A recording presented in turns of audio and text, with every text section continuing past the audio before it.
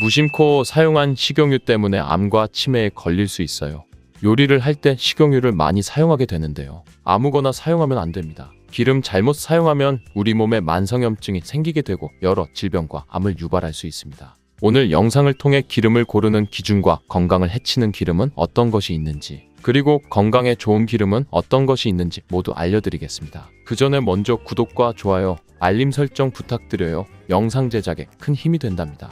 그럼 식용유에 대한 모든 것 바로 시작합니다. 요리에 사용하는 기름은 어떤 원료를 사용하느냐, 어떤 방식으로 기름을 짜냈느냐에 따라 영양소는 확연히 달라집니다. 팬에 늘러붙지 않게 하는 기능도 물론 있지만 음식으로 섭취하게 되는 것이니 꼼꼼하게 체크하고 선택하셔야 합니다. 식용유를 고르실 때 무엇을 고려해야 하는지 알려드릴게요. 식용유는 포화지방과 불포화지방으로 되어 있습니다. 포화지방보다 불포화지방의 함량이 높은 것이 좋은 기름입니다. 한 가지 주의할 점은 불포화지방이 많은 기름은 산패가 빨라 변질이 잘 된다는 것을 알고 있어야 합니다.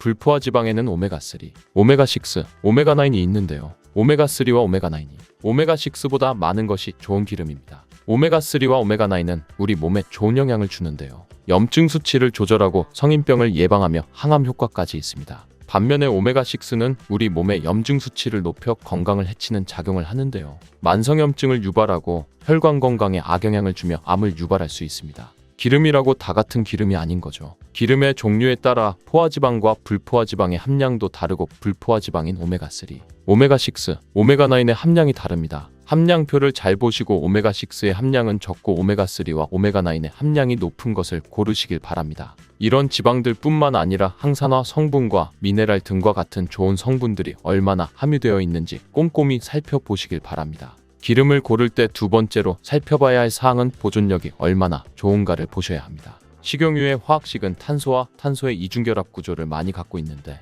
이 결합의 단점은 쉽게 끊어지고 산소와 만나 변질이 되기 쉽다는 것입니다. 그리고 요리를 할 때 발연점이 얼마나 되는지 확인하시고 사용하셔야 합니다. 발연점이 무엇이냐면 쉽게 말해 기름에 열을 가했을 때 끓어서 연기가 되는 상태, 기화가 될 때의 온도가 발연점입니다. 발연점이 낮은 기름을 튀김을 할 때 사용하면 기름이 변질되어 우리 몸에 독이 될 수 있으니 튀김을 할 때는 발연점이 높은 기름을 사용하셔야 하는 것입니다. 샐러드 같은 것을 만들 때 기름을 드레싱으로 사용할 수 있는데 이때는 발연점이 낮은 기름을 사용하셔도 됩니다. 세 번째, 기름을 고를 때는 가격도 살펴봐야겠지요. 아무리 좋은 기름이라도 너무 비싸다면 사용하기 부담스럽고 아무리 저렴하더라도 건강을 해칠 수 있다면 절대 선택하면 안 됩니다. 해친 건강을 회복하는데 아무리 많은 비용을 쏟아 부어도 회복이 안 될 수 있습니다. 그렇다면 도대체 어떤 기름을 먹으면 안 될까요? 첫 번째는 바로 콩기름입니다. 가장 흔하게 많이 사용하는 기름이 콩기름인데 절대 먹으면 안 된다니 깜짝 놀라셨나요?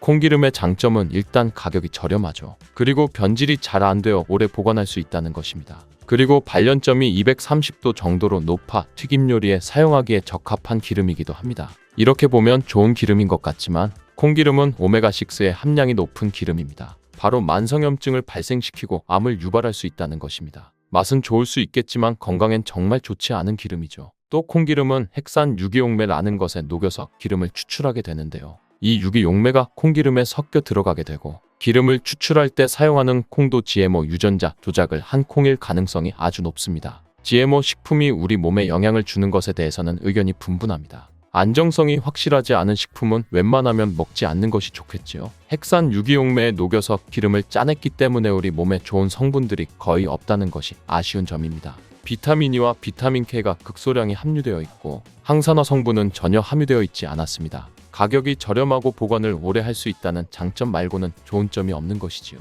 두 번째, 절대 먹으면 안 되는 기름은 바로 카놀라유입니다. 카놀라유는 유채꽃씨에서 기름을 추출한 것인데요. 콩기름보다 좋을 것 같다는 인식이 많이 있는 것 같습니다. 카놀라유는 포화지방산이 10에서 20% 함유되어 있고 불포화지방산이 8에서 90%로 함량이 매우 높아 좋은 기름인 것 같습니다.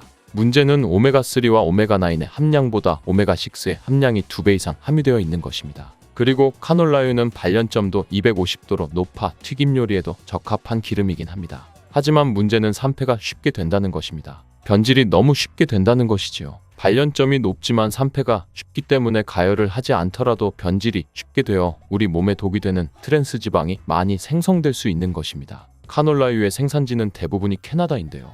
캐나다에서 생산하는 카놀라유의 원재료인 유채꽃씨는 대부분 GMO 유전변이 씨앗입니다.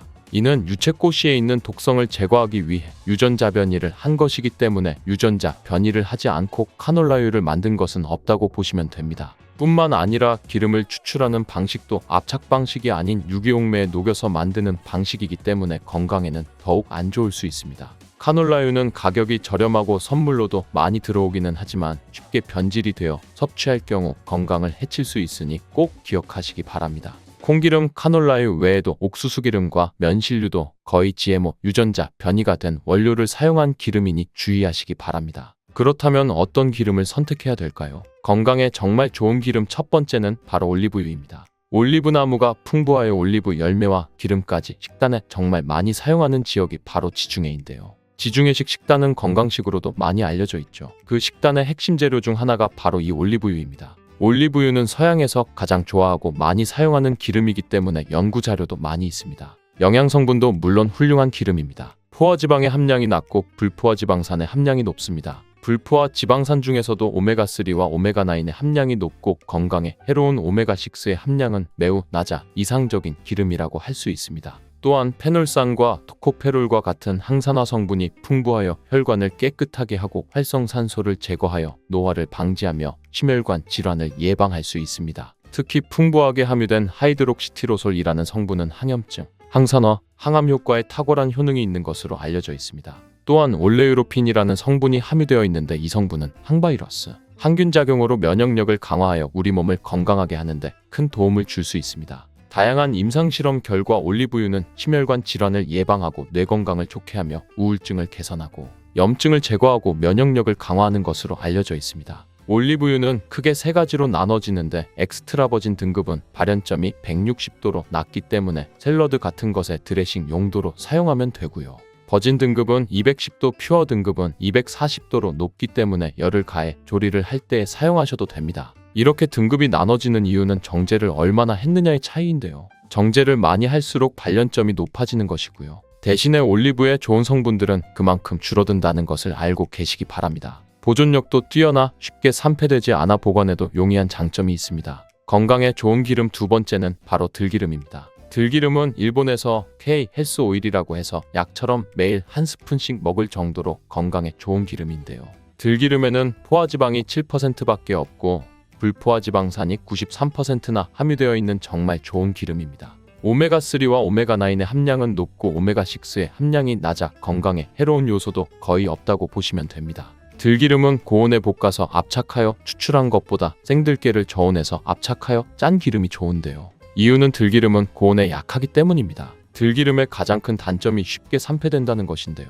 고온에도 쉽게 변질이 되기 때문에 들기름은 약한 열에 잠깐 조리하거나 드레싱으로 사용하시는 것이 좋습니다. 그리고 공기 중에서도 쉽게 산패되기 때문에 냉장 보관하셔야 되고요. 개봉했다면 한 달 내에 드시는 것이 좋습니다. 이 밖에도 건강에 좋은 기름으로는 요즘 많이 알려지고 있는 아보카도 오일이 있습니다. 사용하는 용도에 따라 올리브유, 들기름, 아보카도유를 잘 선택하여 드시길 바랍니다. 들기름, 들깨하면 무엇이 생각나시나요? 들기름에 북어와 미역을 구수하게 볶아 시원한 북어 미역국을 끓여 먹어도 정말 맛이 있지요. 건강에도 좋다는 이 들기름과 들깨 잘못 먹으면 암에 걸리고 혈관 건강에도 악영향을 줘서 치매도 유발할 수 있다는 사실 알고 계셨나요? 들깨의 효능과 어떻게 먹을 때 건강을 해치며 암에 걸리고 치매를 유발하는지, 그리고 어떻게 먹는 것이 건강하게 먹는 방법인지, 어떻게 보관하는 것이 가장 좋은 방법인지 들깨에 대한 모든 것 알려드릴게요. 나이가 들면서 산책하기도 힘들고 관절이 쑤시고 무릎 통증 때문에 힘드시지 않으신가요? 들깨의 첫 번째 효능은 바로 관절염에 좋다는 것입니다.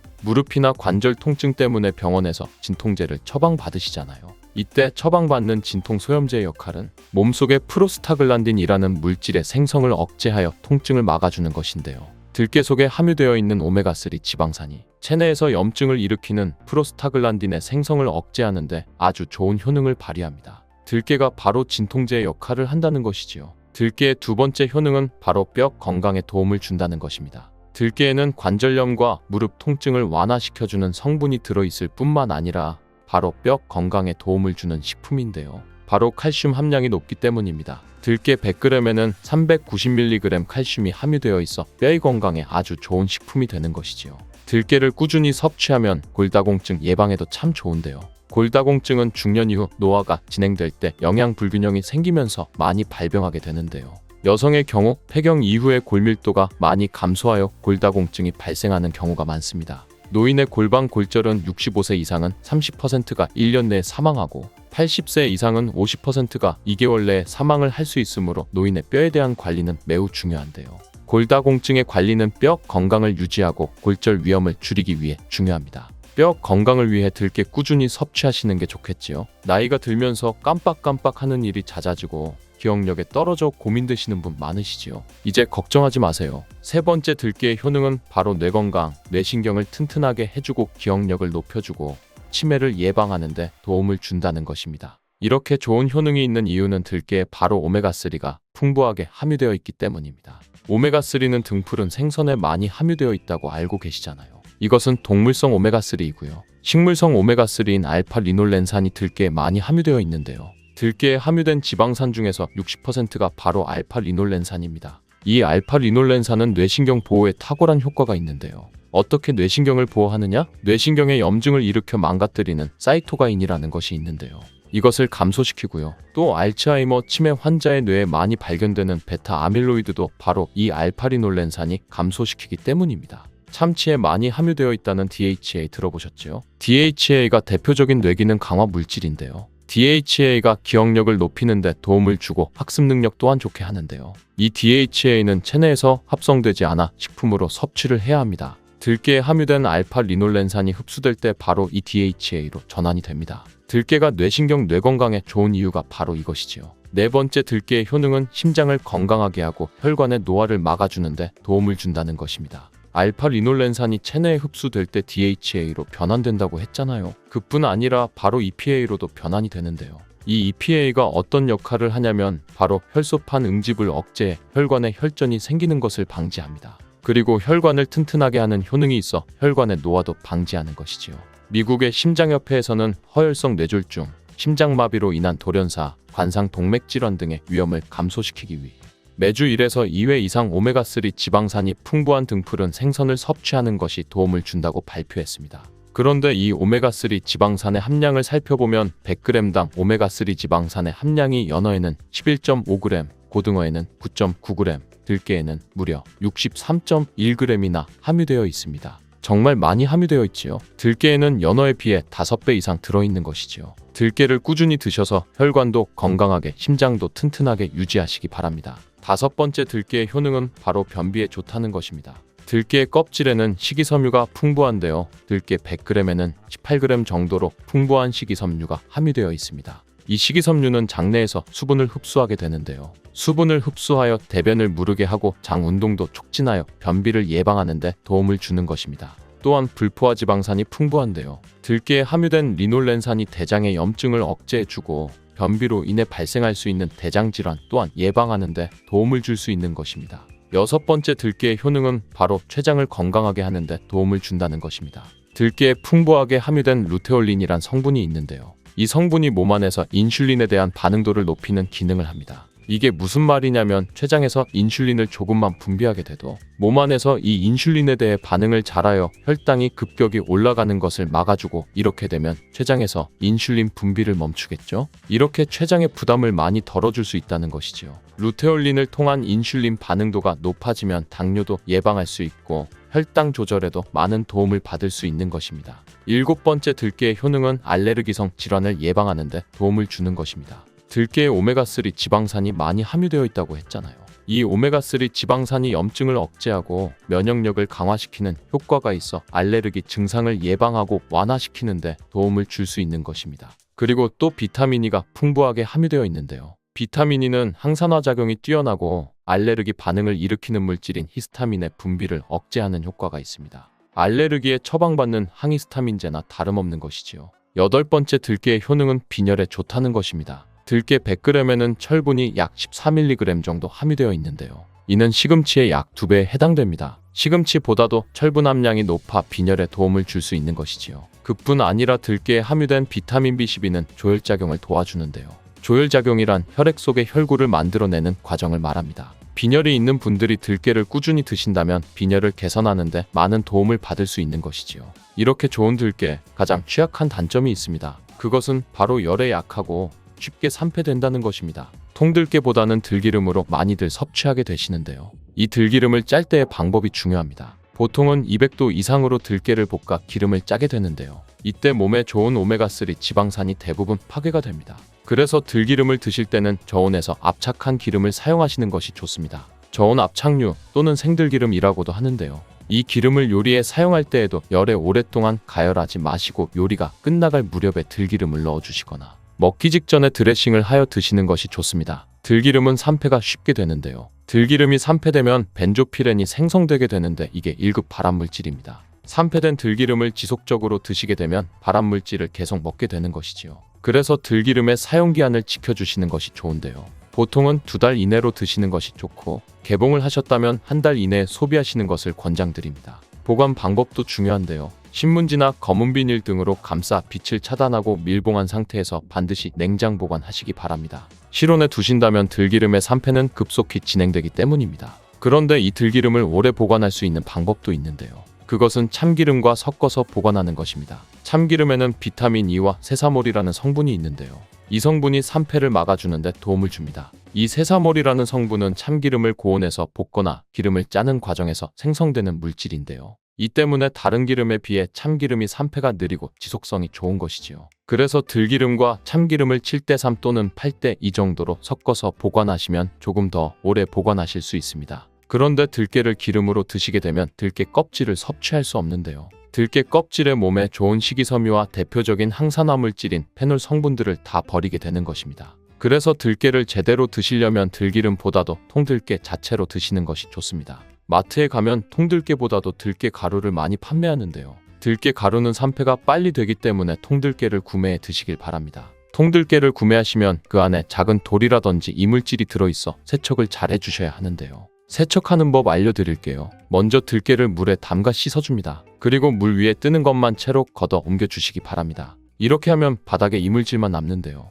이것을 버리고 또 물에 담가 씻어주고 물 위에 뜨는 것만 채로 걷어 옮겨주시면 됩니다. 이 같은 작업을 3-4번 반복해주면 되는데요. 이렇게 하면 통들깨를 깨끗하게 세척할 수 있습니다. 깨끗하게 세척한 통들깨는 자연 건조 해주셔도 되긴 하지만 시간이 오래 걸리니 팬에 담아 약한 불로 덕어주어 건조시켜 주시거나 쉬운 방법은 전자레인지를 이용하시면 됩니다. 전자레인지를 이용한 건조 방법 알려드릴게요. 세척한 통들깨를 접시에 담아주시고요. 이렇게 해서 5분 정도 돌려주시고요. 상태를 확인해줍니다. 아직 덜 건조되었을 거예요. 한 번에 오랜 시간 전자레인지에 돌리면 들깨가 탈 수 있으니 이렇게 5분 정도씩 돌려가며 상태를 확인해주면서 완전히 건조될 때까지 이 작업을 해주시면 됩니다. 완전히 건조된 통들깨는 그냥 숟가락으로 떠서 드셔도 되고요. 먹을 만큼만 믹서기에 갈아서 음식에 넣어 드셔도 되고 통들깨 자체로 음식에 넣어 드셔도 됩니다. 이렇게 하시면 들깨를 산패되지 않은 상태로 신선하고 건강하게 버리는 것 없이 드실 수 있습니다. 어렵지 않죠? 단백질 폭탄으로 알려진 두부는 건강식으로 많이 드시는 대표적인 식재료입니다. 그런데 두부를 잘 못 드시면 오히려 건강을 해칠 수 있다는 사실 알고 계신가요? 두부를 먹을 때 독이 되는 최악의 경우 그리고 두부를 어떻게 먹어야 우리 몸에 보약이 될 수 있는지에 대해 알려드리겠습니다. 두부가 오히려 건강을 해치는 첫 번째는 바로 GMO 유전자 변이된 콩으로 만든 두부를 먹을 때입니다. 2018년 자료를 보면 수입 콩을 사용해 만든 두부 7종류 중에서 6종류가 GMO 성분이 검출되어 파문이 일었던 적이 있습니다. GMO는 원래 생산성을 향상시켜 식량 부족 문제를 해결하고 비타민, 미네랄 등의 영양소를 강화하거나 질병 저항성을 높여 건강에 도움을 주기 위해 유전자를 변이하여 재배하는 것입니다. 또 제초제나 살충제의 사용량을 줄일 수 있어 환경 오염도 줄일 수 있는 장점이 있습니다. 하지만 이렇게 재배된 것을 섭취했을 때 건강에 대한 안정성 문제와 생태계 파괴 등의 논란은 끊이지 않고 있습니다. 우리나라에서는 GMO 재배를 법으로 금지하고 있으며 많은 나라들이 GMO의 수입과 생산을 규제하고 있습니다. GMO 식품을 꾸준히 섭취할 경우 건강에 문제가 생길 수 있는데요. 2년 동안 실험 쥐 200마리에게 GMO 옥수수를 먹인 실험 결과 20%의 쥐에서 종양이 발생했고 종양의 크기도 컸는데요. 종양의 크기가 탁구공만큼 크게 자란 쥐도 발견되었는데 쥐 전체 몸무게의 4분의 1에 해당하는 무게였다고 합니다. GMO 표기가 의무이기 때문에 GMO 표기가 없는 식품을 사 먹으면 되지만 문제는 식품을 몇 차례 가공 과정을 거쳐 GMO의 DNA나 단백질이 남아있지 않은 식품은 GMO 표기를 하지 않아도 된다는 규정이 있기 때문에 소비자로서는 불안할 수밖에 없는데요. 따라서 두부를 구매하실 때 원료가 수입산이 아닌 국내산 콩으로 만든 두부를 사드시길 바랍니다. 우리나라는 GMO 재배 자체가 금지이기 때문에 국내에서 재배된 식품은 안심하고 드셔도 됩니다. 두부가 건강을 해치는 두 번째는 바로 유부를 드시는 것입니다. 유부는 두부를 기름에 튀겨서 만드는데요. 유부를 먹는 방법에는 대표적으로 유부초밥이 있지만 이외에도 다양한 요리의 재료로 사용됩니다. 유부의 고소한 맛과 부드러운 식감 때문에 다양하게 사용되지만 건강에 해로울 수 있으니 주의하셔야겠습니다. 두부를 기름에 튀겨 만든 유부는 칼로리가 높아질 뿐만 아니라 트랜스 지방이 생성됩니다. 트랜스 지방은 혈관 내 콜레스테롤을 증가시키고 심혈관의 질환의 위험을 증가시킵니다. 이로 인해 대사증후군과 뇌 기능에도 영향을 미쳐 인지력 학습 능력을 감소시키는 부작용을 일으킬 수 있습니다. 세 번째, 두부를 드실 때 주의할 점은 시금치와 함께 드시면 안 된다는 것입니다. 시금치는 철분이 풍부하게 함유되어 있어 빈혈 예방에 효과적으로 알려져 있습니다. 또한 비타민 A, 루테인, 제아잔틴 등의 영양소가 풍부하여 눈 건강 증진에 탁월한 효능이 있고 마그네슘, 비타민 K 등이 풍부해 뼈 건강 증진에 효과적인 것으로 알려져 있습니다. 문제는 시금치에 함유된 옥살산입니다. 이 옥살산이 두부의 칼슘과 결합하여 수산칼슘이라는 성분이 만들어지는데 이 성분이 결정을 이루어 신장이나 요로에 쌓여 결석이 됩니다. 신장결석, 요로결석이 되어 극심한 통증을 유발한다는 것입니다. 시금치를 드실 때는 두부와 같이 칼슘이 많은 음식을 피하시고 별도로 섭취하시길 바랍니다. 네 번째, 두부를 드실 때 오히려 해가 되는 경우는 갑상선이 약하신 분들입니다. 두부에는 사포닌이란 성분이 함유되어 있는데 사포닌을 많이 섭취하게 되면 요오드가 몸 밖으로 과도하게 배출될 수 있습니다. 요오드는 갑상선 호르몬의 합성과 조절을 돕는 아주 중요한 성분인데요. 요오드가 부족하게 되면 갑상선 호르몬인 티록신의 생성이 부족하게 되어 갑상선의 기능을 제대로 하지 못하는 상황이 발생할 수 있습니다. 이렇게 되면 갑상선 저하증이 생길 수 있고 무기력해지고 피로가 회복이 잘 안 되며 우울증, 부종, 집중력 저하 등의 다양한 증상을 야기할 수 있습니다. 갑상선에 문제가 없는 분이라면 두부를 많이 드셔도 문제가 되지 않지만 이미 갑상선이 약하신 분들에게는 안 좋은 영향을 줄 수 있는 것입니다. 그렇다면 두부는 어떻게 드셔야 두부의 효능을 최대한 높일 수 있는지 알려드리겠습니다. 두부는 기본적으로 단백질이 풍부한데 이뿐 아니라 리놀렌산, 레시틴, 피토스테롤 등의 성분이 풍부해 몸 안에 콜레스테롤 수치를 낮춰주고 혈액순환을 원활하게 하여 동맥경화, 심근경색, 뇌출혈 등의 심혈관 질환을 예방할 수 있습니다. 두부는 체력과 근력을 유지하는 데 큰 도움을 주는데요. 바로 두부의 풍부한 단백질 때문이지요. 근육은 매일 일정량이 새로운 근육으로 대체되기 때문에 매일 단백질을 공급해줘야 하는데요. 우리 몸에 단백질을 공급해주기 위해 정말 유용한 음식이 두부인 것이지요. 또한 두부에는 콜린이 풍부한데 콜린은 알츠하이머성 치매를 예방하는 데 탁월한 효능을 발휘하게 됩니다. 두부는 또한 탈모 예방에도 도움이 되는데요. 머리카락의 원료인 단백질을 보충하는 데 도움이 될 뿐만 아니라 이소플라본이 풍부해 남성 호르몬을 조절해줍니다. 따라서 호르몬 성탈모 예방에 도움을 줄 수 있는 것입니다. 또한 두부는 건강하게 장수하는 데 도움이 되는데요. 많은 과학자들의 연구 결과 건강하게 장수한 사람들의 특징이 식물성 단백질을 꾸준히 섭취했다는 사실을 발견했고 동물성 단백질을 식물성 단백질로 바꿔 섭취했을 때 사망의 위험성이 낮아진다는 연구 결과도 있습니다. 이러한 효능이 극대화가 되려면 소화 흡수가 잘 되어야겠지요. 두부 중 소화 흡수가 가장 잘 되는 것이 바로 순두부입니다. 순두부는 일반 두부와 마찬가지로 비질을 분리한 콩물에 응고력이 약한 응고제를 넣어 만든 것인데요. 그렇기에 훨씬 부드럽고 소화 흡수가 잘 되는 형태가 되는 것입니다. 하지만 단점은 일반 두부보다 단백질, 섬유질 등 영양 성분의 함량이 떨어지는데요.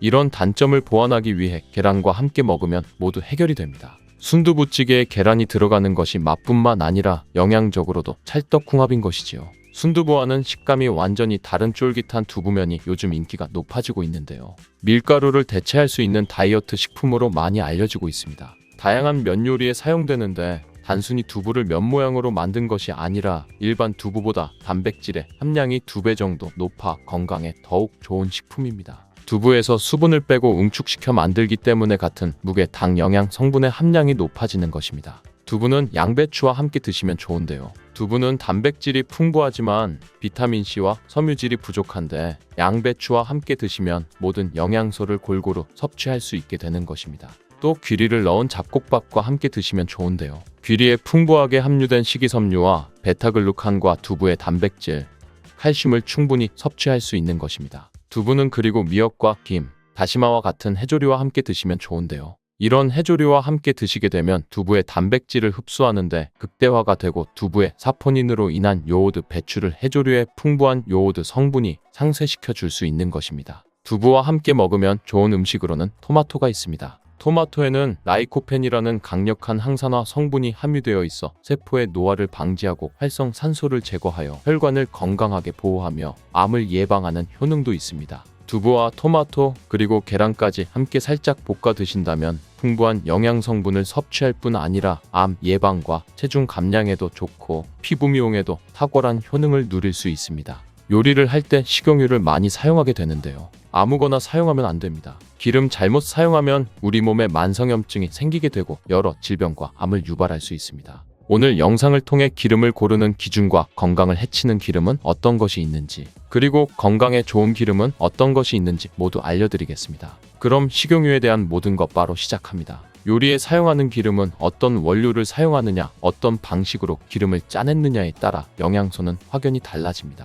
팬에 늘러붙지 않게 하는 기능도 물론 있지만 음식으로 섭취하게 되는 것이니 꼼꼼하게 체크하고 선택하셔야 합니다. 식용유를 고르실 때 무엇을 고려해야 하는지 알려드릴게요. 식용유는 포화지방과 불포화지방으로 되어 있습니다. 포화지방보다 불포화지방의 함량이 높은 것이 좋은 기름입니다. 한 가지 주의할 점은 불포화지방이 많은 기름은 산패가 빨라 변질이 잘 된다는 것을 알고 있어야 합니다.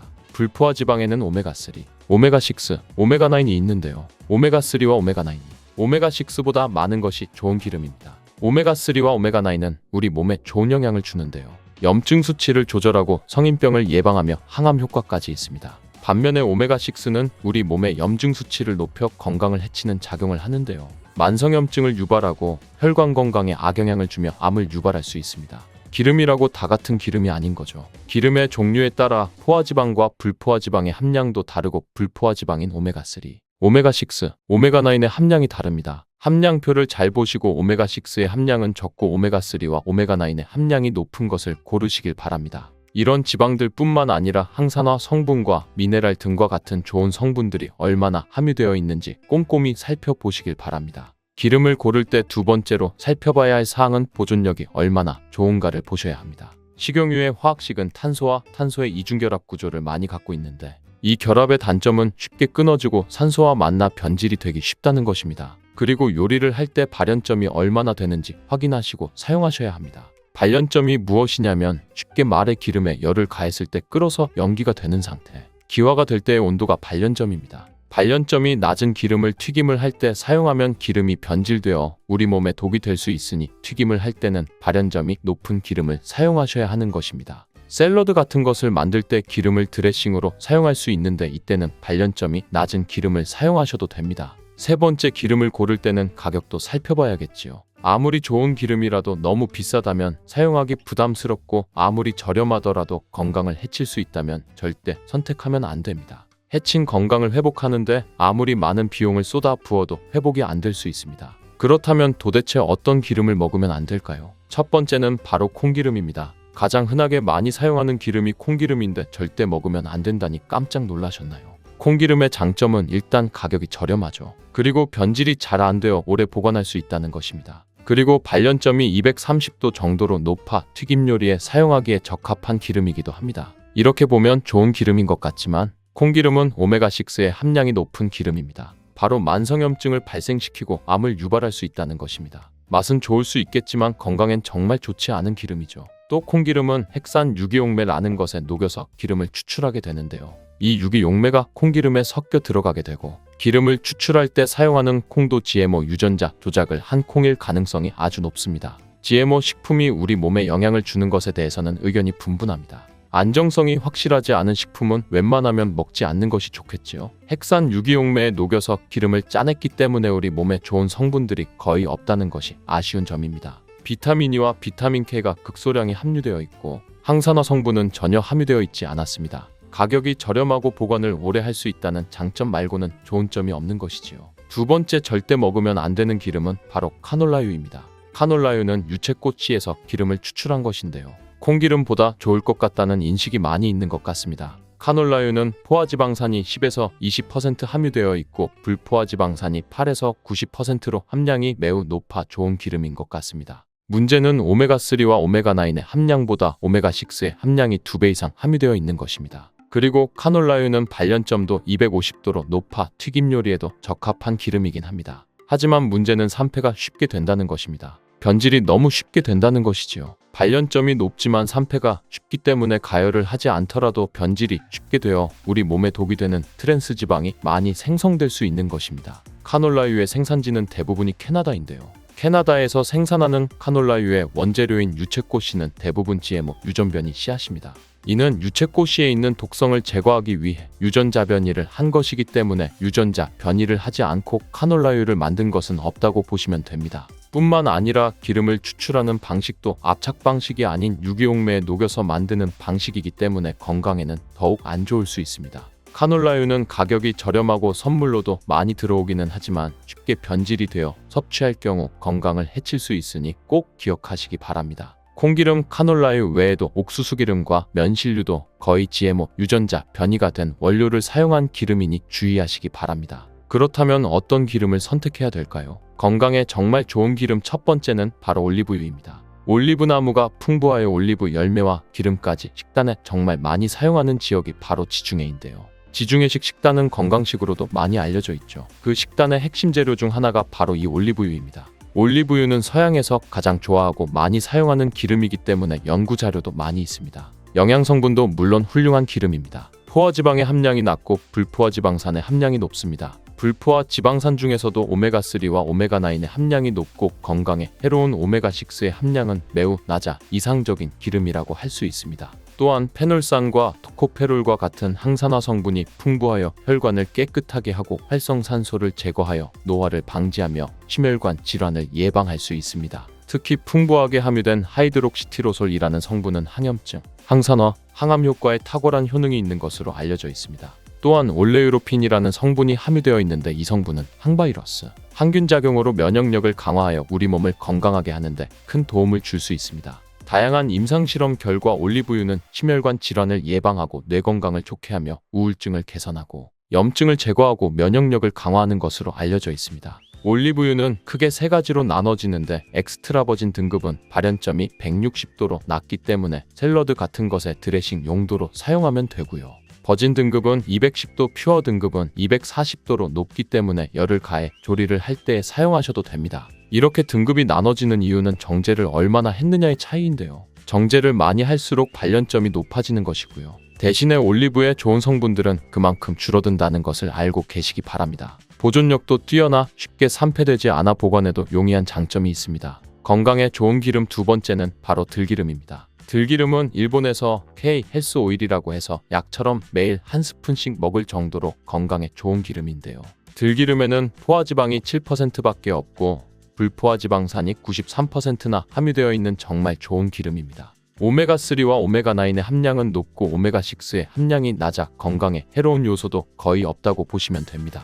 들기름은 고온에 볶아서 압착하여 추출한 것보다 생들깨를 저온해서 압착하여 짠 기름이 좋은데요. 이유는 들기름은 고온에 약하기 때문입니다. 들기름의 가장 큰 단점이 쉽게 산패된다는 것인데요. 고온에도 쉽게 변질이 되기 때문에 들기름은 약한 열에 잠깐 조리하거나 드레싱으로 사용하시는 것이 좋습니다. 그리고 공기 중에서도 쉽게 산패되기 때문에 냉장 보관하셔야 되고요. 개봉했다면 한 달 내에 드시는 것이 좋습니다. 이 밖에도 건강에 좋은 기름으로는 요즘 많이 알려지고 있는 아보카도 오일이 있습니다. 사용하는 용도에 따라 올리브유, 들기름, 아보카도유를 잘 선택하여 드시길 바랍니다. 들기름, 들기하면 무엇이 생각나시나요? 들기름에 북어와 미역을 구수하게 볶아 시원한 북어 미역국을 끓여 먹어도 정말 맛이 있지요. 건강에도 좋다는 이 들기름과 들깨 잘못 먹으면 암에 걸리고 혈관 건강에도 악영향을 줘서 치매도 유발할 수 있다는 사실 알고 계셨나요? 들깨의 효능과 어떻게 먹을 때 건강을 해치며 암에 걸리고 치매를 유발하는지, 그리고 어떻게 먹는 것이 건강하게 먹는 방법인지,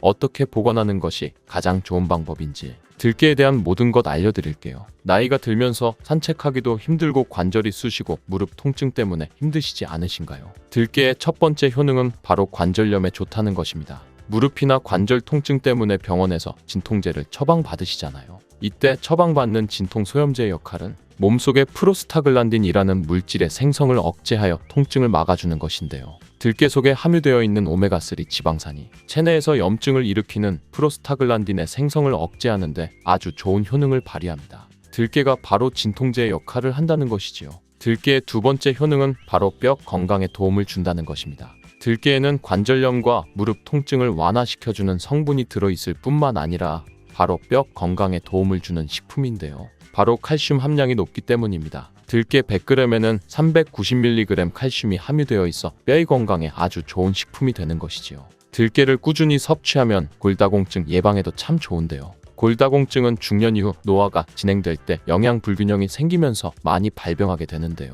여성의 경우 폐경 이후에 골밀도가 많이 감소하여 골다공증이 발생하는 경우가 많습니다. 노인의 골반 골절은 65세 이상은 30%가 1년 내에 사망하고 80세 이상은 50%가 2개월 내에 사망을 할 수 있으므로 노인의 뼈에 대한 관리는 매우 중요한데요. 골다공증의 관리는 뼈 건강을 유지하고 골절 위험을 줄이기 위해 중요합니다. 뼈 건강을 위해 들깨 꾸준히 섭취하시는 게 좋겠지요. 나이가 들면서 깜빡깜빡 하는 일이 잦아지고 기억력에 떨어져 고민되시는 분 많으시지요. 이제 걱정하지 마세요. 세 번째 들깨의 효능은 바로 뇌 건강, 뇌신경을 튼튼하게 해주고 기억력을 높여주고 치매를 예방하는 데 도움을 준다는 것입니다. 이렇게 좋은 효능이 있는 이유는 들깨에 바로 오메가3가 풍부하게 함유되어 있기 때문입니다.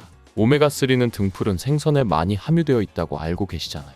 이것은 동물성 오메가3이고요. 식물성 오메가3인 알파리놀렌산이 들깨에 많이 함유되어 있는데요. 들깨에 함유된 지방산 중에서 60%가 바로 알파리놀렌산입니다. 이 알파리놀렌산은 뇌신경 보호에 탁월한 효과가 있는데요. 어떻게 뇌신경을 보호하느냐? 뇌신경의 염증을 일으켜 망가뜨리는 사이토가인이라는 것이 있는데요. 이것을 감소시키고요. 또 알츠하이머 치매 환자의 뇌에 많이 발견되는 베타 아밀로이드도 바로 이 알파리놀렌산이 감소시키기 때문입니다. 참치에 많이 함유되어 있다는 DHA 들어보셨죠? DHA가 대표적인 뇌기능 강화 물질인데요. DHA가 기억력을 높이는 데 도움을 주고 학습 능력 또한 좋게 하는데요. 이 DHA는 체내에서 합성되지 않아 식품으로 섭취를 해야 합니다. 들깨에 함유된 알파리놀렌산이 흡수될 때 바로 이 DHA로 전환이 됩니다. 들깨가 뇌신경 뇌건강에 좋은 이유가 바로 이것이지요. 네 번째 들깨의 효능은 심장을 건강하게 하고 혈관의 노화를 막아주는 데 도움을 준다는 것입니다. 알파리놀렌산이 체내에 흡수될 때 DHA로 변환된다고 했잖아요. 그뿐 아니라 바로 EPA로도 변환이 되는데요. 이 EPA가 어떤 역할을 하냐면 바로 혈소판 응집을 억제해 혈관에 혈전이 생기는 것을 방지합니다. 그리고 혈관을 튼튼하게 하는 효능이 있어 혈관의 노화도 방지하는 것이지요. 미국의 심장협회에서는 허혈성 뇌졸중, 심장마비로 인한 돌연사, 관상 동맥질환 등의 위험을 감소시키기 위해 매주 1에서 2회 이상 오메가3 지방산이 풍부한 등푸른 생선을 섭취하는 것이 도움을 준다고 발표했습니다. 그런데 이 오메가3 지방산의 함량을 살펴보면 100g당 오메가3 지방산의 함량이 연어에는 11.5g, 고등어에는 9.9g, 들깨에는 무려 63.1g이나 함유되어 있습니다. 정말 많이 함유되어 있지요. 들깨에는 연어에 비해 5배 이상 들어있는 것이지요. 들깨를 꾸준히 드셔서 혈관도 건강하게 심장도 튼튼하게 유지하시기 바랍니다. 다섯 번째 들깨의 효능은 바로 변비에 좋다는 것입니다. 들깨의 껍질에는 식이섬유가 풍부한데요. 들깨 100g에는 18g 정도로 풍부한 식이섬유가 함유되어 있습니다. 이 식이섬유는 장내에서 수분을 흡수하게 되는데요. 수분을 흡수하여 대변을 무르게 하고 장 운동도 촉진하여 변비를 예방하는 데 도움을 주는 것입니다. 또한 불포화 지방산이 풍부한데요. 들깨에 함유된 리놀렌산이 대장의 염증을 억제해주고 변비로 인해 발생할 수 있는 대장질환 또한 예방하는 데 도움을 줄 수 있는 것입니다. 여섯 번째 들깨의 효능은 바로 췌장을 건강하게 하는 데 도움을 준다는 것입니다. 들깨에 풍부하게 함유된 루테올린이란 성분이 있는데요. 이 성분이 몸 안에서 인슐린에 대한 반응도를 높이는 기능을 합니다. 이게 무슨 말이냐면 췌장에서 인슐린을 조금만 분비하게 돼도 몸 안에서 이 인슐린에 대해 반응을 잘하여 혈당이 급격히 올라가는 것을 막아주고 이렇게 되면 췌장에서 인슐린 분비를 멈추겠죠? 이렇게 췌장의 부담을 많이 덜어줄 수 있다는 것이지요. 루테올린을 통한 인슐린 반응도가 높아지면 당뇨도 예방할 수 있고 혈당 조절에도 많은 도움을 받을 수 있는 것입니다. 7번째, 들깨의 효능은 알레르기성 질환을 예방하는 데 도움을 주는 것입니다. 들깨에 오메가3 지방산이 많이 함유되어 있다고 했잖아요. 이 오메가3 지방산이 염증을 억제하고 면역력을 강화시키는 효과가 있어 알레르기 증상을 예방하고 완화시키는 데 도움을 줄 수 있는 것입니다.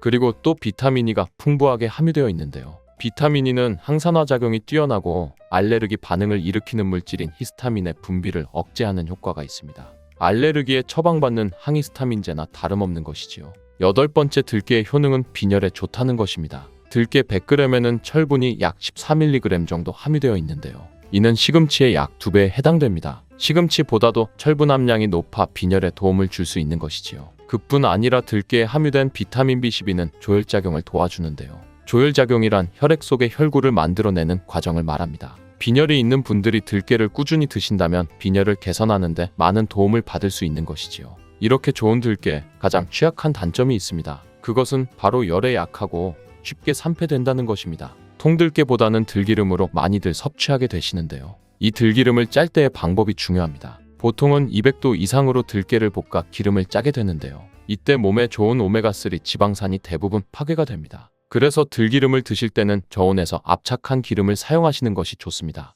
저온 압착유 또는 생들기름이라고도 하는데요. 이 기름을 요리에 사용할 때에도 열에 오랫동안 가열하지 마시고 요리가 끝나갈 무렵에 들기름을 넣어주시거나 먹기 직전에 드레싱을 하여 드시는 것이 좋습니다. 들기름은 산패가 쉽게 되는데요. 들기름이 산패되면 벤조피렌이 생성되게 되는데 이게 1급 발암물질입니다. 산패된 들기름을 지속적으로 드시게 되면 발암물질을 계속 먹게 되는 것이지요. 그래서 들기름의 사용기한을 지켜주시는 것이 좋은데요. 보통은 2달 이내로 드시는 것이 좋고 개봉을 하셨다면 1달 이내에 소비하시는 것을 권장드립니다. 보관 방법도 중요한데요. 신문지나 검은 비닐 등으로 감싸 빛을 차단하고 밀봉한 상태에서 반드시 냉장 보관하시기 바랍니다. 실온에 두신다면 들기름의 산패는 급속히 진행되기 때문입니다. 그런데 이 들기름을 오래 보관할 수 있는 방법도 있는데요. 그것은 참기름과 섞어서 보관하는 것입니다. 참기름에는 비타민 E와 세사몰이라는 성분이 있는데요. 이 성분이 산패를 막아주는 데 도움을 줍니다. 이 세사몰이라는 성분은 참기름을 고온에서 볶거나 기름을 짜는 과정에서 생성되는 물질인데요. 이 때문에 다른 기름에 비해 참기름이 산패가 느리고 지속성이 좋은 것이지요. 그래서 들기름과 참기름을 7:3 또는 8:2 정도로 섞어서 보관하시면 조금 더 오래 보관하실 수 있습니다. 그런데 들깨를 기름으로 드시게 되면 들깨 껍질을 섭취할 수 없는데요. 들깨 껍질에 몸에 좋은 식이섬유와 대표적인 항산화 물질인 페놀 성분들을 다 버리게 되는 것입니다. 그래서 들깨를 제대로 드시려면 들기름보다도 통들깨 자체로 드시는 것이 좋습니다. 마트에 가면 통들깨보다도 들깨 가루를 많이 판매하는데요. 들깨 가루는 산패가 빨리 되기 때문에 통들깨를 구매해 드시길 바랍니다. 통들깨를 구매하시면 그 안에 작은 돌이라든지 이물질이 들어있어 세척을 잘 해주셔야 하는데요. 세척하는 법 알려드릴게요. 먼저 들깨를 물에 담가 씻어줍니다. 그리고 물 위에 뜨는 것만 채로 걷어 옮겨주시기 바랍니다. 이렇게 하면 바닥에 이물질만 남는데요. 이것을 버리고 또 물에 담가 씻어주고 물 위에 뜨는 것만 채로 걷어 옮겨주시면 됩니다. 이 같은 작업을 3-4번 반복해주면 되는데요. 이렇게 하면 통들깨를 깨끗하게 세척할 수 있습니다. 깨끗하게 세척한 통들깨는 자연 건조 해주셔도 되긴 하지만 시간이 오래 걸리니 팬에 담아 약한 불로 덕어주어 건조시켜 주시거나 쉬운 방법은 전자레인지를 이용하시면 됩니다. 전자레인지를 이용한 건조 방법 알려드릴게요. 세척한 통들깨를 접시에 담아 주시고요. 이렇게 해서 5분 정도 돌려주시고요. 상태를 확인해 줍니다. 아직 덜 건조되었을 거예요. 한 번에 오랜 시간 전자레인지에 돌리면 들깨가 탈 수 있으니 이렇게 5분 정도씩 돌려가며 상태를 확인해 주면서 완전히 건조될 때까지 이 작업을 해주시면 됩니다. 완전히 건조된 통들깨는 그냥 숟가락으로 떠서 드셔도 되고요. 먹을 만큼만 믹서기에 갈아서 음식에 넣어 드셔도 되고 통들깨 자체로 음식에 넣어 드셔도 됩니다. 이렇게 하시면 들깨를 산패되지 않은 상태로 신선하고 건강하게 버리는 것 없이 드실 수 있습니다. 어렵지 않죠? 단백질 폭탄으로 알려진 두부는 건강식으로 많이 드시는 대표적인 식재료입니다. 그런데 두부를 잘 못 드시면 오히려 건강을 해칠 수 있다는 사실 알고 계신가요? 두부를 먹을 때 독이 되는 최악의 경우 그리고 두부를 어떻게 먹어야 우리 몸에 보약이 될 수 있는지에 대해 알려드리겠습니다. 두부가 오히려 건강을 해치는 첫 번째는 바로 GMO 유전자 변이된 콩으로 만든 두부를 먹을 때입니다. 2018년 자료를 보면 수입 콩을 사용해 만든 두부 7종류 중에서 6종류가 GMO 성분이 검출되어 파문이 일었던 적이 있습니다. GMO는 원래 생산성을 향상시켜 식량 부족 문제를 해결하고 비타민, 미네랄 등의 영양소를 강화하거나 질병 저항성을 높여 건강에 도움을 주기 위해 유전자를 변이하여 재배하는 것입니다. 또 제초제나 살충제의 사용량을 줄일 수 있어 환경 오염도 줄일 수 있는 장점이 있습니다. 하지만 이렇게 재배된 것을 섭취했을 때 건강에 대한 안정성 문제와 생태계 파괴 등의 논란은 끊이지 않고 있습니다. 우리나라에서는 GMO 재배를 법으로 금지하고 있으며 많은 나라들이 GMO의 수입과 생산을 규제하고 있습니다. GMO 식품을 꾸준히 섭취할 경우 건강에 문제가 생길 수 있는데요. 2년 동안 실험 쥐 200마리에게 GMO 옥수수를 먹인 실험 결과 20%의 쥐에서 종양이 발생했고 종양의 크기도 컸는데요. 종양의 크기가 탁구공만큼 크게 자란 쥐도 발견되었는데 쥐 전체 몸무게의 4분의 1에 해당하는 무게였다고 합니다. GMO 표기가 의무이기 때문에 GMO 표기가 없는 식품을 사 먹으면 되지만 문제는 식품을 몇 차례 가공 과정을 거쳐 GMO의 DNA나 단백질이 남아있지 않은 식품은 GMO 표기를 하지 않아도 된다는 규정이 있기 때문에 소비자로서는 불안할 수밖에 없는데요. 따라서 두부를 구매하실 때 원료가 수입산이 아닌 국내산 콩으로 만든 두부를 사드시길 바랍니다. 우리나라는 GMO 재배 자체가 금지이기 때문에 국내에서 재배된 식품은 안심하고 드셔도 됩니다. 두부가 건강을 해치는 두 번째는 바로 유부를 드시는 것입니다. 유부는 두부를 기름에 튀겨서 만드는데요. 유부를 먹는 방법에는 대표적으로 유부초밥이 있지만 이외에도 다양한 요리의 재료로 사용됩니다. 유부의 고소한 맛과 부드러운 식감 때문에 다양하게 사용되지만 건강에 해로울 수 있으니 주의하셔야겠습니다. 두부를 기름에 튀겨 만든 유부는 칼로리가 높아질 뿐만 아니라 트랜스 지방이 생성됩니다. 트랜스 지방은 혈관 내 콜레스테롤을 증가시키고 심혈관의 질환의 위험을 증가시킵니다. 이로 인해 대사증후군과 뇌 기능에도 영향을 미쳐 인지력 학습 능력을 감소시키는 부작용을 일으킬 수 있습니다. 세 번째, 두부를 드실 때 주의할 점은 시금치와 함께 드시면 안 된다는 것입니다. 시금치는 철분이 풍부하게 함유되어 있어 빈혈 예방에 효과적으로 알려져 있습니다. 또한 비타민 A, 루테인, 제아잔틴 등의 영양소가 풍부하여 눈 건강 증진에 탁월한 효능이 있고 마그네슘, 비타민 K 등이 풍부해 뼈 건강 증진에 효과적인 것으로 알려져 있습니다. 문제는 시금치에 함유된 옥살산입니다. 이 옥살산이 두부의 칼슘과 결합하여 수산칼슘이라는 성분이 만들어지는데 이 성분이 결정을 이루어 신장이나 요로에 쌓여 결석이 됩니다. 신장결석, 요로결석이 되어 극심한 통증을 유발한다는 것입니다. 시금치를 드실 때는 두부와 같이 칼슘이 많은 음식을 피하시고 별도로 섭취하시길 바랍니다. 네 번째, 두부를 드실 때 오히려 해가 되는 경우는 갑상선이 약하신 분들입니다. 두부에는 사포닌이란 성분이 함유되어 있는데 사포닌을 많이 섭취하게 되면 요오드가 몸 밖으로 과도하게 배출될 수 있습니다. 요오드는 갑상선 호르몬의 합성과 조절을 돕는 아주 중요한 성분인데요.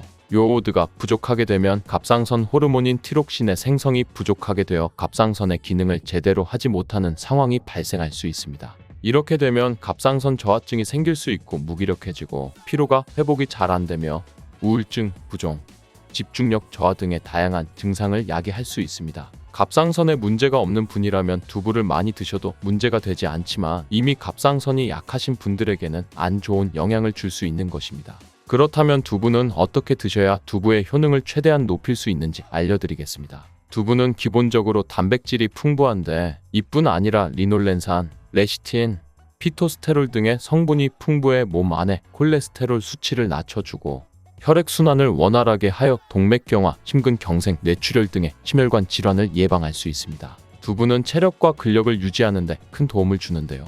바로 두부의 풍부한 단백질 때문이지요. 근육은 매일 일정량이 새로운 근육으로 대체되기 때문에 매일 단백질을 공급해줘야 하는데요. 우리 몸에 단백질을 공급해주기 위해 정말 유용한 음식이 두부인 것이지요. 또한 두부에는 콜린이 풍부한데 콜린은 알츠하이머성 치매를 예방하는 데 탁월한 효능을 발휘하게 됩니다. 두부는 또한 탈모 예방에도 도움이 되는데요. 머리카락의 원료인 단백질을 보충하는 데 도움이 될 뿐만 아니라 이소플라본이 풍부해 남성 호르몬을 조절해줍니다. 따라서 호르몬 성탈모 예방에 도움을 줄 수 있는 것입니다. 또한 두부는 건강하게 장수하는 데 도움이 되는데요. 많은 과학자들의 연구 결과 건강하게 장수한 사람들의 특징이 식물성 단백질을 꾸준히 섭취했다는 사실을 발견했고 동물성 단백질을 식물성 단백질로 바꿔 섭취했을 때 사망의 위험성이 낮아진다는 연구 결과도 있습니다. 이러한 효능이 극대화가 되려면 소화 흡수가 잘 되어야겠지요. 두부 중 소화 흡수가 가장 잘 되는 것이 바로 순두부입니다. 순두부는 일반 두부와 마찬가지로 비질을 분리한 콩물에 응고력이 약한 응고제를 넣어 만든 것인데요.